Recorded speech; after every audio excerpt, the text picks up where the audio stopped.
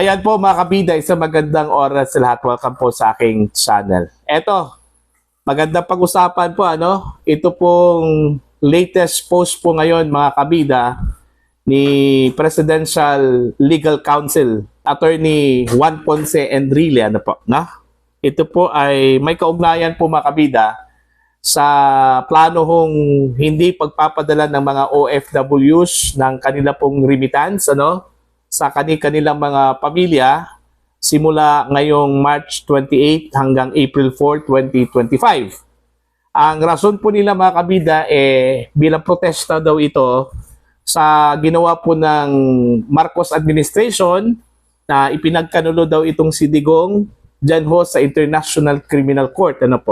At gusto ho nilang pabalikin po ito sa Pilipinas mga kabida. Alright? Okay, gaya ng sinabi ko po, meron pong latest post po itong si Juan Ponce Enrile, nagbabala po, mga kabida, sa mga political at social leaders, at maging sa mga OFWs, plano hong hindi ho pagpapadala, ng remittance o zero remittance, dito ho sa Pilipinas, mga kabida, Eto, babasahin ko po yung kanya hong babala. Okay? Post po niya 1 hour ago sa kanyang Facebook account. Eto po. This is a humble, unsolicited reminder to our social and political leaders. Whoever advised Filipino OFWs to suspend the remittance of their earnings abroad to the country should think many, many times about the adverse consequences of that advice to our OFWs. As I said before, for every action, there is always a possible counteraction. If such an advice is followed by some OFWs, what will happen? Should Congress, for instance, retaliate and cancel or also suspend the tax privileges of the OFWs that follow the advice? The OFWs are income tax free on their earnings abroad. They do not pay travel taxes. They do not pay airport fees. They are exempt from the documentary stamp taxes on their remittances. And they are also exempt from filing income tax returns. In addition, they have to have passports to be able to work as OFWs. Congress granted these privileges to them by laws enacted by it. I earnestly suggest to our OFWs to study carefully that advice to them before they get burned by it. Ayon. So yung kanyang post po mga kabida, latest post po ito 1 hour ago sa kanyang Facebook account. Kung babasahin mo yung kanyang post, yung tunada po ng kanyang post po mga kabida, para kung nagbabala po itong si JPE, sa mga tao na nasa likod at nag-udyok dito ho sa mga OFWs po natin, sa magiging consequences po mga kabida. Para bang pinamukha niya dito sa kanyang post na yung binigay at natatamasa pong mga privileges po ng mga OFWs po mga kabida, dahil po yan sa mga mambabatas po natin. Dahil ho sa Congress dahil ho sa Kongreso yan, Para bang sinasabi po niya, may utang na loob po kayo sa Kongreso, kaya andyan, tinatamasa po ninyo ito pong mga privileges po. Diba? Kung tutusin po mga kabida, trabaho po yan ng mga mababatas po natin to protect our OFWs. Okay? Kung maaari, ibigay sa kanila yung lahat ng mga privileges, Dahil unang-una po, ang OFWs po natin, sila yung mga bayani po natin, Mga modern heroes. Dahil sa kanila pong earnings, dahil sa kanila pong mga ipinadala dito sa Pilipinas, naging contributor po ito mga kabida sa paglago po ng ating ekonomiya. Yun yung katotohanan, So, dapat po hindi ho isumbat ni JPE ito pong privilege na ginawa at binigay po ng Kongreso dito ho sa mga OFWs po natin. Pangalawa po, yung kanilang earnings, hard money, hard-earned money yon, So, depende na po sa kanila kung ipapadala ba nila ito o hindi. Bakit ganun yung tunada? Bakit po, para kung nagbabala po, nananakot po, Ito pong si JPE, mga kabida. Eto, babasahin po natin ito pong mga comments po dito, reaction po mga kabida mula sa mga netizens, Yung kanya pong post 1 hour ago, nakakuha po mga kabida ng 3,800 reactions, Tapos meron pong 1,500 comments and 486 shares po mga kabida. So, dami po, ng mga netizens na nag-comment, nag-react po dito sa kanya hong post. Okay, unahin po natin itong post reaction po mga kabida. Isa sa mga nag-react po dito, ito pong si Teo Moreno, Ang sabi po niya dito, Are you saying the Congress will retaliate? Okay? Is it the job of the Congress to protect the welfare of the OFWs? Na iba na pala, dapat pala re-respect ang Kongreso sa mga OFWs? You are evil. Yun yung sabi po mga kabida ni Teo Moreno sa kanyang reaction.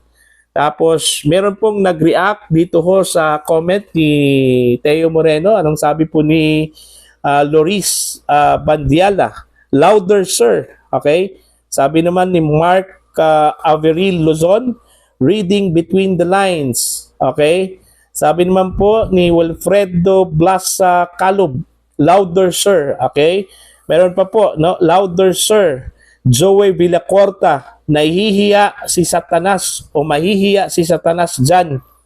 And then Mel Intia, ginagawang tanga ang Pilipino. This is the government we have now. Ang sabi naman po ni Edmond Gonzales po mga kabida, actually, we don't need a lower house. A Senate is enough. Imagine a small country with sandamukal na congressman. Okay? Pampagulo lang yan. Ayan. Okay? Sabi naman po ni Vin Martino, so, is this a threat for us, OFWs? Just asking po. Feeling namin kasi sa statement nyo, mukhang may panunumbat pa sa aming mga OFWs. So, wala na po ba kaming karapatang maglabas ng aming sama ng loob sa gobyerno? So, ibig sabihin po ba at opo na lang po kami sa lahat ng gusto ng gobyerno po? Nagtatanong lang po. Ayan, yun yung sabi po mga kabida ni Vin Martino. Okay? Sabi naman po ni Collis Jcel, it's all right, Manong JP. Let's see how long the Philippines economy remains stable without us, the OFWs. Ayan po. So, George Esteban, sabi niya, it's the right of every OFW wants to do their remittances. Okay? Ang sabi naman po ni Dave Carlos po mga kabida, you cannot impose a double taxation on OFWs, di kami tanga. Ayan. Ito pa, last na lang po ito, mula kay Albert Sawyer, a friendly reminder that Congress exists because Filipinos vote who they choose to vote. And if OFWs who are no less Filipinos are not pleased with what Congress is doing to them or their families, then they should do what is right. Congress is meant to serve the people by not wasting tax and not putting a heavy burden on taxpayers. Ayun. So yun po mga kabida, ang ilan sa mga nag-react ko dito sa post po ni JPE. Ang tingin ko nga dito parang nananakot po ito doon ho sa mga OFWs po mga kabida na pag gawin niyo ito, baka mawala lahat yung mga privileges po ninyo, na binigay po ng Kongreso. Parang sinasabi po ni JPE po mga kabida na may utang na loob po itong mga OFWs po sa mga mambabatas po natin. Dahil kung hindi ho dahil sa mga mambabatas po natin, dahil ho sa Kongreso, wala po silang tinasamasa ngayong mga privileges. Okay? Kung tutuusin po mga kabida ang sabi po ni Teo Moreno po kanina sa kanyang comment, hindi dapat isumbat yan kasi unang-una trabaho po yan ng mga kongresista, no? Na proteksyonan po itong mga OFWs po natin, ano? Kung maaari, lahat pong privileges ibigay po natin sa kanila Kasi itong mga OFWs po natin, mga modern heroes po ito, ano? Mantakin nyo mga kabida, magkano ba yung ibinigay po nila na remittances every year? Okay? Laki, di ba? Doon ho lang sa Europe, ano? Noong 2023 po, yung average po na naibigay po nila, no, na remittances po sa Pilipinas, umabot po ng 3.82 billion US dollars po yon, ano? Napakalaki. Hindi pa po kasali doon yung Amerika, okay, yung Australia, Asia, no? At iba pa pang mga bansa, no? Kung saan meron po tayong mga OFWs. Okay? They are considered our modern heroes. So, bakit po isumbat po natin sa kanila yung mga privileges po? Dapat magpapasalamat po tayo sa kanila dahil sa kanila, naging contributory po sila mga kabida sa paglago ng ating ekonomiya sa Pilipinas. Siguro takot po yung gobyerno, ano? Dito sa banta po ng mga OFWs. Kasi kung pakikinggan mo yung sinabi po ni Yusek Castro po kahapon po mga kabida during the press conference, ano?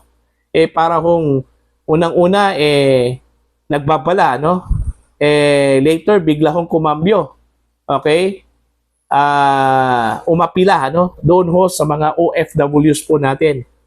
Ang sabi po niya, pag ginawa po doon ito ng mga OFWs, hindi lang po ang gobyerno ang apektado ko dito, kundi maging itong mga pamilya po ng mga OFWs po mga kabida, no? So, yun po. So, unang-una karapatan po ng mga OFWs po mga kabida kung anong gawin po sa kanilang pera, no? Hindi dapat dumidikta yung gobyerno, ano? Okay? Karapatan po nila kung magpapadala sila ng pera o hindi. Okay? Kasi unang-una po, hard-earned money nila yun Okay? Dugo at pawis yung pinuhunan nila doon. Tapos papayag lang po sila, didiktahan po ng gobyerno kung anong gawin po ng pera po nila, ano? Kung kailan po nila ipapadala yan o hindi, ano? Yun lang po yun, no? Karapatan nila yun.